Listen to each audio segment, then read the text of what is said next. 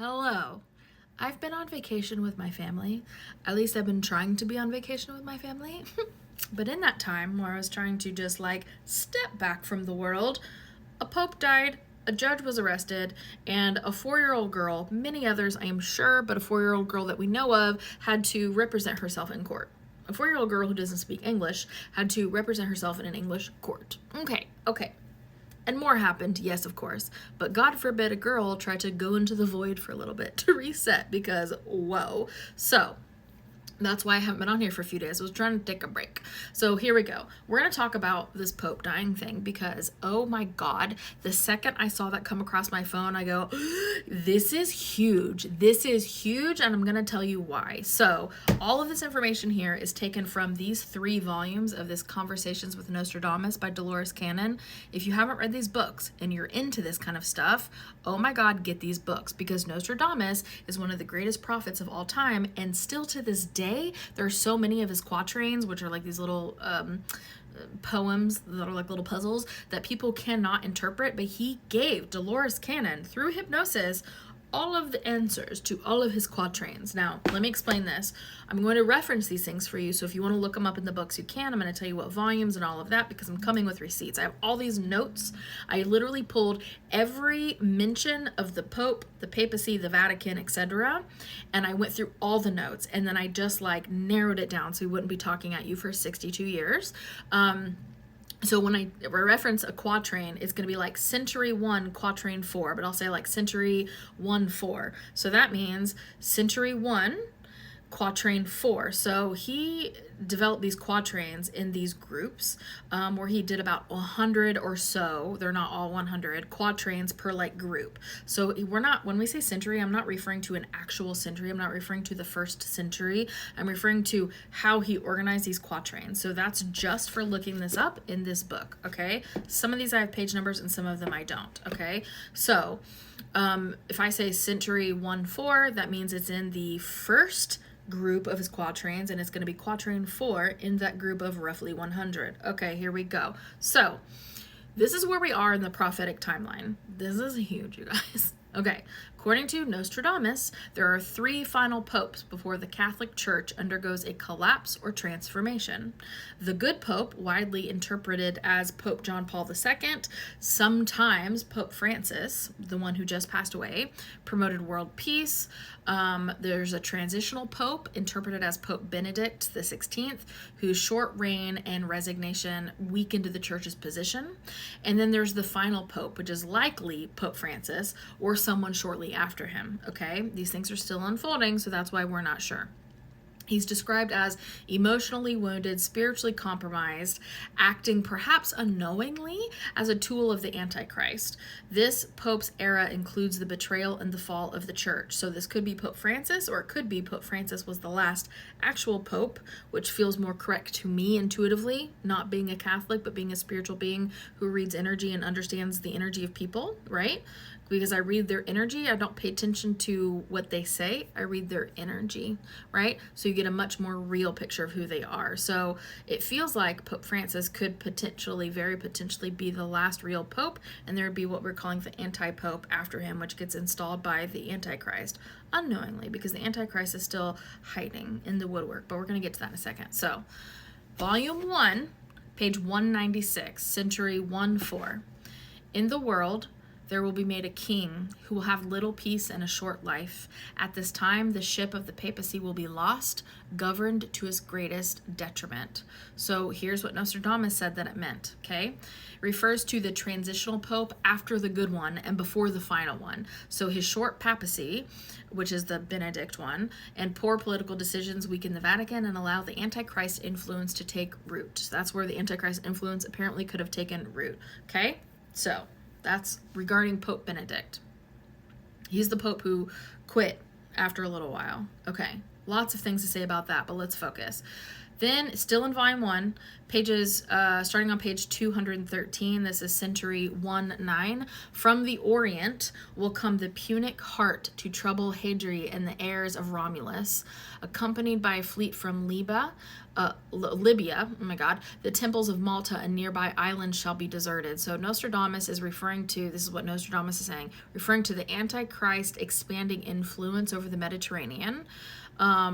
Rome is weakened. The Vatican is betrayed from within and hollowed out.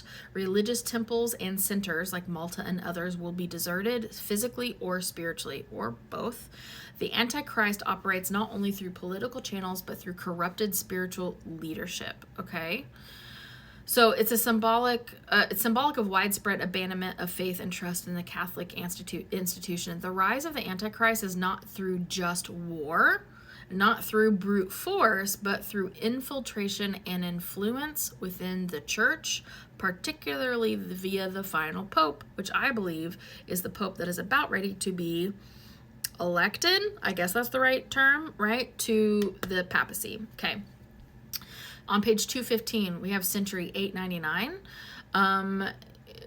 Nostradamus says that 3 powerful secular leaders will aid in destabilizing the Vatican. Despite the resulting chaos, the Pope installed will not be a rightful one. It will be a puppet manipulated by the Antichrist. Okay?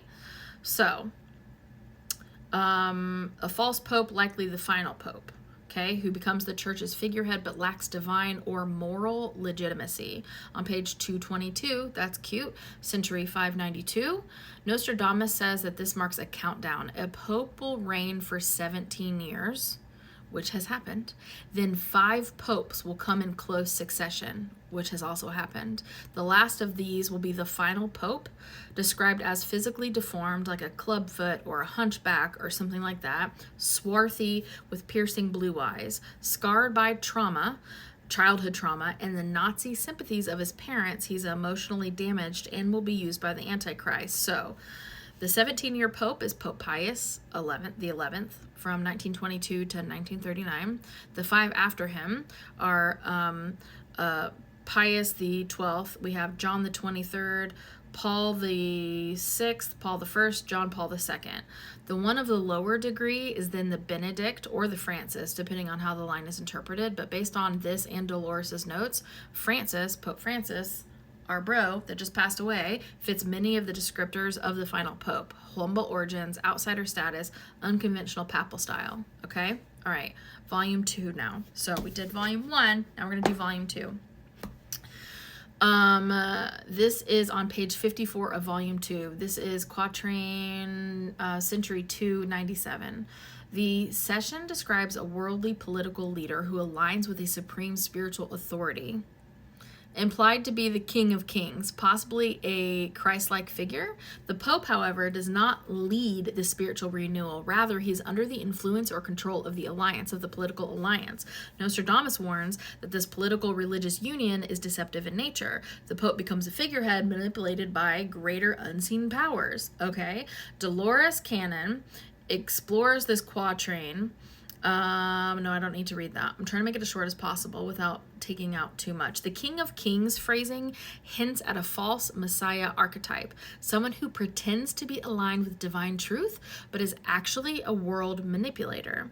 So the discussion ties into the fall of the Vatican's credibility, false unity that precedes the institution's collapse. So, important notes, the great king isn't necessarily the Antichrist, but is deeply involved in setting the stage for major power realignments. Nostradamus hints that the church appears to thrive temporarily. That's important to know, so watch out for that.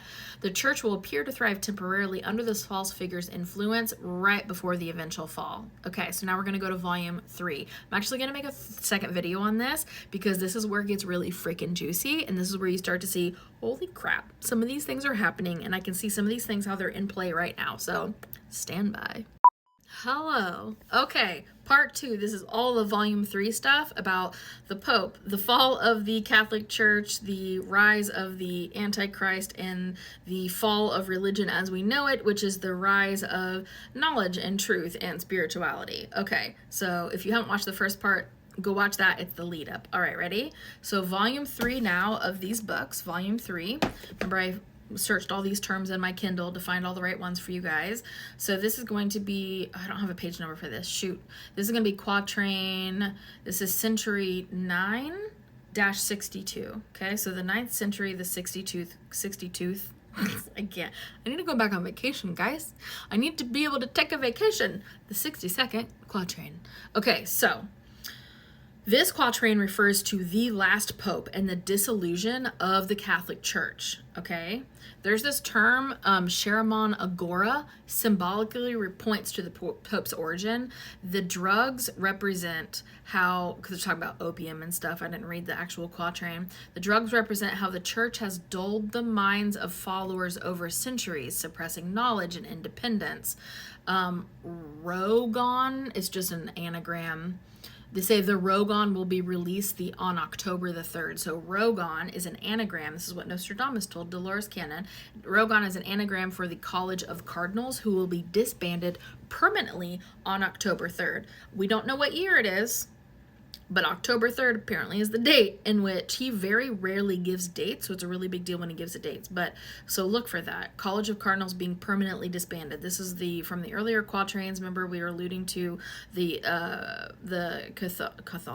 Catholic Church. My brain's moving too fast. Being hollowed out from the inside. This is one of those things. Okay, so this is a clear prophecy of the Vatican's final collapse.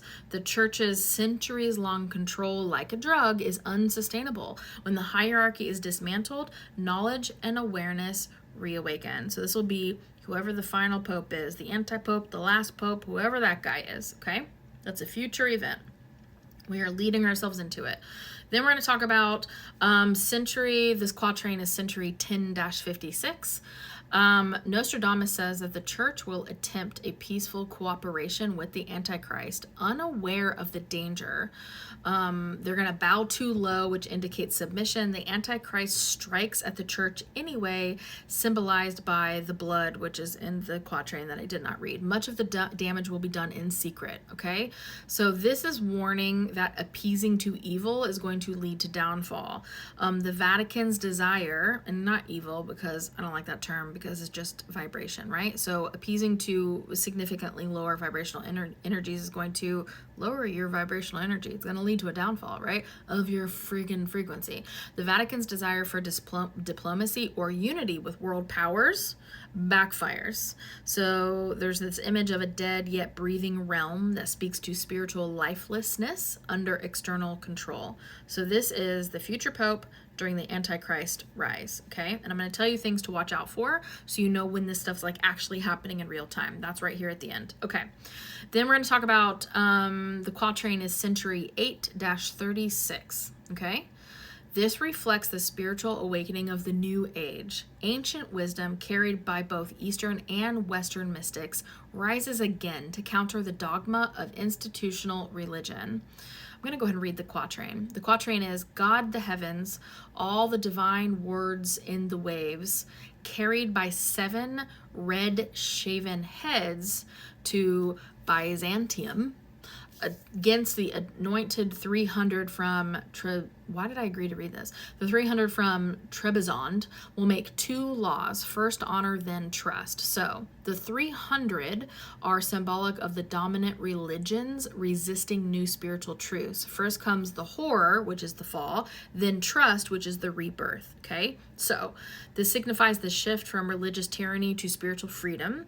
Byzantium is a metaphor for balanced unity between philosophies, okay?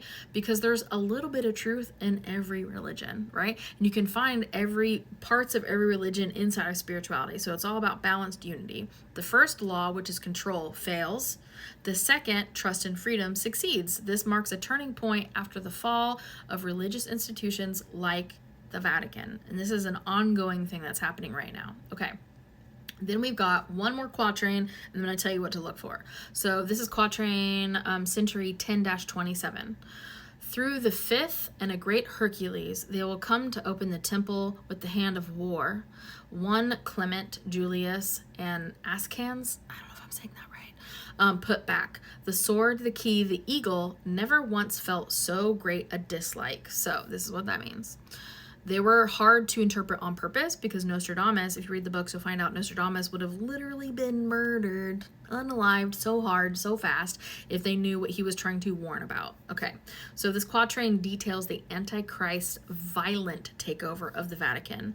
A wise insider tries to hide sacred documents. The symbols, a sword is the violence, the key is Vatican knowledge, and the eagle is the Pope, highlight the Antichrist's hatred toward Christianity. Nostradamus links the number 5th to the Antichrist being the 5th great tyrant in history. So this depicts a direct attack on the church, physical and ideological, anticipates violence, loss of sacred knowledge, institutional collapse. The hatred surpasses even historical Cold War animosities. So this is the final pope during the rise of the Antichrist and the fall of religion as we know it. So where we are now, talk about where we are now, okay? Pope Francis, our bro that just passed away, okay? He's a major prophetic marker. So in volumes 1 and 3 of these books by our queen, Dolores Cannon, the Nostradamus books, there's multiple sources and regressions that mention a present pope who was not expected to become pope, yet was chosen quickly after a mysterious death of a predecessor, is a kind man of peace who does not play the political games of the church. Like, this is our bro that just passed away. This is like all describing him to a T. Will be either assassinated or quietly removed, often, get this already, often via undetectable poison, which has happened, or a medical event like a heart attack or a stroke. And did they not just say that the Pope died of stroke and a heart attack? Hello. Hello. Okay, there's so many things I could talk about here.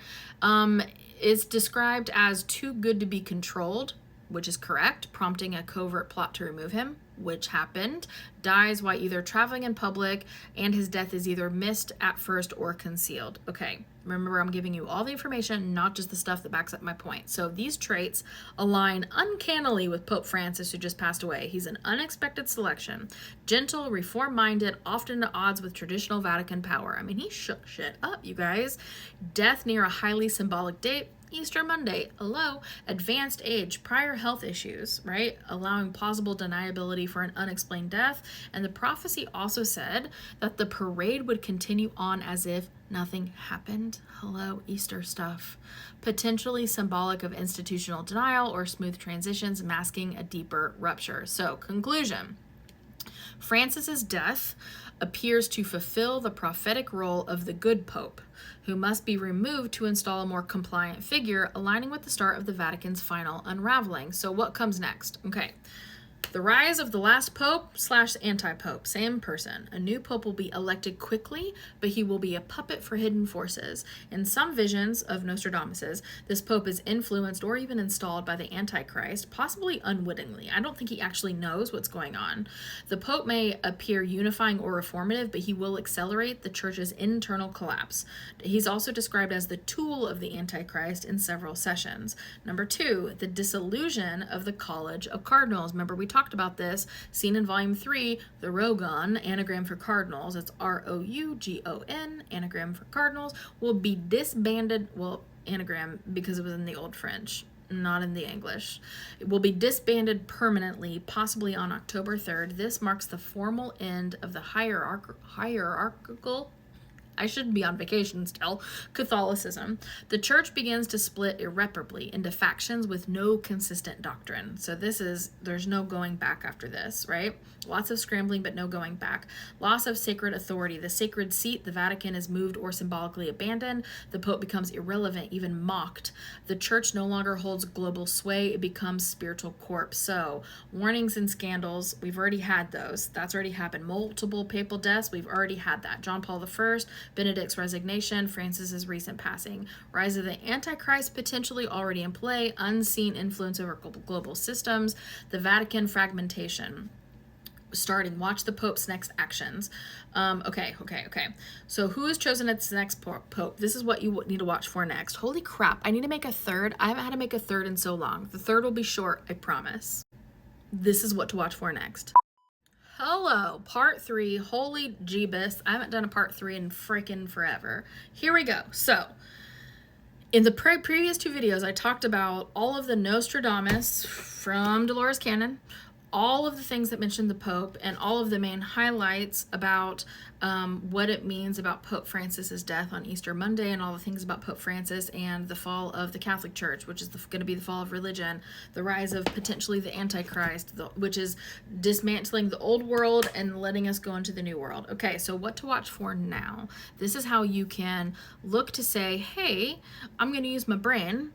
Is this happening now, or is this something in my throat? There's things I want to tell you that I can't on here. Or is this something that's going to be happening in the future, right? You can use your brain, use your intuition on if it's happening now or not. This is what you look for. And I've had many questions about the next deeper downloads. We're going to do one at the beginning of May. Okay, beginning of May, we're going to have another deeper downloads. I had a vacation. My assistant, who I love and adore and rely on very heavily, is having a procedure done and is going to be MIA for a little bit. So we're going to do one in May. All right, so what to watch for now? Who is chosen as the next pope? Is he reform-minded or strangely compliant? I can't talk anymore because I should still be on vacation.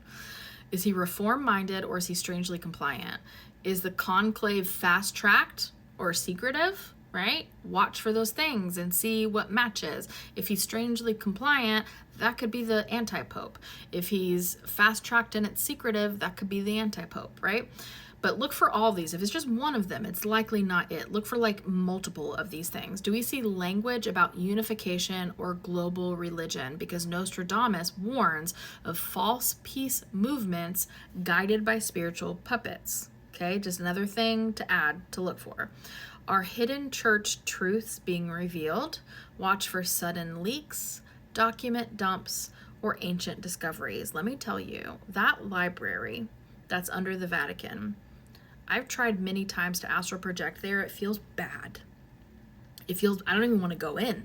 It feels bad. I've tried many times, and each time that thing is spiritually guarded and protected. They won't let me in. And it feels so heavy, so gross. Like I even hate trying. I'm just not going to try anymore because it feels terrible. It's like when you walk into a place and you go, oh no, something bad has happened here and something bad is happening right now. Like you can just tell those vibes. I'm telling you, so much stuff is going to start to come out from that library. It's not good, you guys. It's not high vibe. Let me just say that. Does the church lose influence or prestige visibly? So protests, low attendance, mass resignations, and financial collapse are all going to be signs that we are in the anti-pope stage. We're in the last pope, right? And again, I still don't think the last pope knows that he's a puppet of the antichrist. I think he's extremely complicit, but I don't think he knows he's a puppet of the antichrist because the church is not going to know he's the antichrist. That's how it all works. Okay. Is there going to be a major event around October 3rd? Right? Because that's when they're getting rid of the Antichrist, will literally get rid of all of the cardinals, just all of them. Could involve a schism, scandal, or structural overhaul. Could be this year, could be next year, could be the following year. We're all going to have to find out together. Okay, so here's some final thoughts. We are living in a threshold moment that Nostradamus and Dolores Cannon's regressions, like the hypnotherapy regressions, have consistently foreshadowed across all 3 volumes. I only read you like 3 pages of text. There were 10 pages of text where I pulled out all references to the Pope. So if this interests you, I highly recommend either getting these books or getting them on Kindle, and then you can just search by those terms. There's things about open contact, extraterrestrials. There's so much crap that has happened, especially like around the Cold War, things like that. So much stuff that has already happened come to fruition that I know made me, with my logical brain, go, okay, this feels more legitimate because I needed to see all that stuff that came true in the past, right? So anyway, please be critical of the text. Use your intuition, right? We don't ever want to read stuff and just go blindly follow. Yes, I'm diving in 100%. Like we got to think and we got to use our intuition, feel it in your body, see if it feels right. Okay, that's very important. But threshold moment, okay? This is so important. The fall of institutional religion is not the fall of spirituality. It is the rebirth of divine connection with each human being. And the rise of the divine feminine is bringing balance back for this rebirth to help facilitate it to happen. So the fall of institutional religion is actually the rise of the freedom of spirituality, okay? These prophecies aren't just about the Catholic Church. I know they're focused there, but they're not. They're about the end of external authority and the rise of internal truth. What do I say to you guys all of the time? You have to listen to your own intuition above all others, including my own, right? I can't be your hope. I can't be your rock. I can't be your peace as much as I want to be sometimes for some of you, right? Because I just have so much love to give to you guys. I can't be those things. You have to be those things. So this is the rise of that kind of stuff, the fall of external authority and the rise of internal truth, because we are all divine beings. We are all God energy. No one person has the authority, ability to be more tapped into any other, to that higher level consciousness than any other person. Like, no one person is more important, more valuable, has a better connection to God. Each of us is equal in that, and you can develop that on your own. We don't need that external authority. Okay, this is not a time for fear. It's a time for clear seeing. Hell yeah, amen, brother. Clear seeing. I've been waiting for this. Deep discernment. Yes. Use your discernment. Please, for the love of God, use your own discernment. Even if I say something, you're like, I don't know, because I've been wrong before. Hello, you guys have seen that, right? And we've chilled out a little bit on some of that stuff because I try not to be wrong as often as I can, right? But you have to use your own discernment, okay? And this is a time of spiritual sovereignty. This is a time where each individual person gets to go in here and go, oh my God, I am everything that I will ever need, and everything out here is just a freaking bonus. I am everything that I ever need. I am my own tuition. I am my own discernment. I am my own power. I am my own authority. I can trust myself, and should, over anybody else, because I understand myself, and I understand what I want, and I understand what I believe. I don't have to follow someone else's path to find happiness. In fact, you can't find it there. You get further from your own happiness and joy and alignment the more you follow somebody else's path. And that's what external authority is about, saying this is right and I'm saying it's right, and so you got to follow my path. Come on, follow the leader. You got to follow me. That doesn't work. You can't ever find alignment by following what somebody else says. That's why I just am over and over and over again saying, follow your own intuition. Take what resonates with me, leave the rest, and everybody else, not just me. Okay. I hope this helped. I know it was 3 videos. That was really extreme, but this is huge. This is huge for the rise of the spiritual freedom and the rise of the divine feminine, even, which is a stepping stone to the spiritual freedom, and getting our knowledge back, getting our lost knowledge back, and remembering who we freaking are. Because I know most of you who are listening to me already remember who you are, or at least you have an inkling, and you're starting to remember it now. You're starting to figure it out, because you are so freaking powerful. You are so fucking powerful. That was gonna make me cry, because I just want you guys to know. I just want you guys to know how powerful you are. That is literally what Jesus came down here to show us. He didn't come down here to be like, look at me, I can walk on water, I'm amazing. No, my God, hello. He came here to be like, you can walk on water. You can turn water to wine. You can do all of these things. You can heal yourself. You can literally do all of those things, because we are the God energy. We don't need these external authorities telling us what they think is best, because look what happens. Then it's used for control, right? So I am so excited about this time that we are in. It is unbelievable. And I know there's so much chaos and so much hurt going on in the world right now. It's clearing out, you guys. There's so much stuff that has to clear out. That's why we're seeing so much of it. So focus on yourself. Focus on following those breadcrumbs of joy and healing those shadows and shifting those limiting beliefs, because then you get closer and closer and closer to really seeing, really knowing, and going, oh my God, you get closer to that path of enlightenment where you can see that bigger picture, and you're not bogged down by every single detail that happens on this planet, because there's a lot of lessons that are being learned, but they're not all for you. I love you so much. Let me know how you're doing.